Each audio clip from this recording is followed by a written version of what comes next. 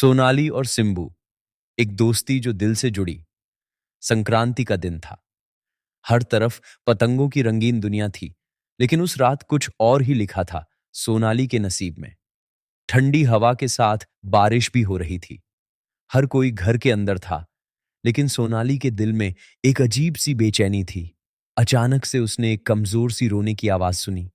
खिड़की से झांक कर देखा तो एक छोटा सा भीगा हुआ पिल्ला जख्मी हालत में उसके घर के बाहर कोना पकड़कर रो रहा था। सोनाली को कुत्तों से हमेशा डर लगता था, लेकिन उस रात कुछ अलग था। उसकी मां ने रोका, पर दिल ने कहा, जा, उसे उठा ले। सोनाली ने बारिश में भीगती हुई जाकर उसे उठाया। पिल्ले का नाम रखा सिंबू। उसके जख्म साफ किए, उसका इलाज कराया। जब घर वालों ने कहा बाहर छोड़ दो, तो सोनाली ने जिद पकड़ ली।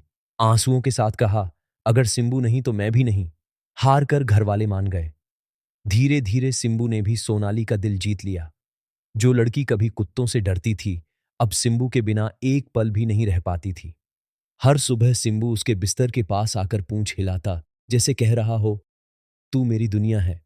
सोनाली ने सिंबू को चलना, खेलना, मुस्कुराना सिखाया, और सिंबू ने सोनाली को निर्मल प्यार, विश्वास और वफादारी। एक बार सोनाली बाहर जाने लगी तो सिंबू ने उसका दुपट्टा खींच लिया। अंदर जाकर देखा तो गैस चूल्हा खुला हुआ था। उस दिन सोनाली समझ गई, सिंबू अब सिर्फ उसका दोस्त नहीं, उसका परिवार है। आज भी लोग सोनाली और सिंबू को गार्डन में खेलते देखकर कहते हैं, यह सिर्फ इंसान और जानवर की दोस्ती नहीं, यह दो दिलों का रिश्ता है। जहां एक ने जीवन दिया, दूसरे ने उस जीवन को रोशन किया।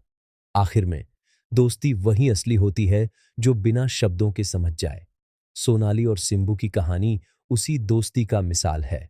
लेकिन कहानी यहीं खत्म नहीं होती, क्योंकि एक दिन ऐसा भी आया जब सोनाली को सिंबू के लिए सब कुछ छोड़ना पड़ा। तो क्या सोनाली अपनी दुनिया से लड़ेगी, या सिंबू खुद सोनाली के लिए एक नया रास्ता चुनेगा? ये रिश्ता अब सिर्फ दोस्ती का नहीं रहा, अब यह एक कसौटी बन गया है। जानना चाहते हो आगे क्या हुआ? तो तैयार हो जाओ, पार्ट 2 के लिए जल्दी आ रहा है।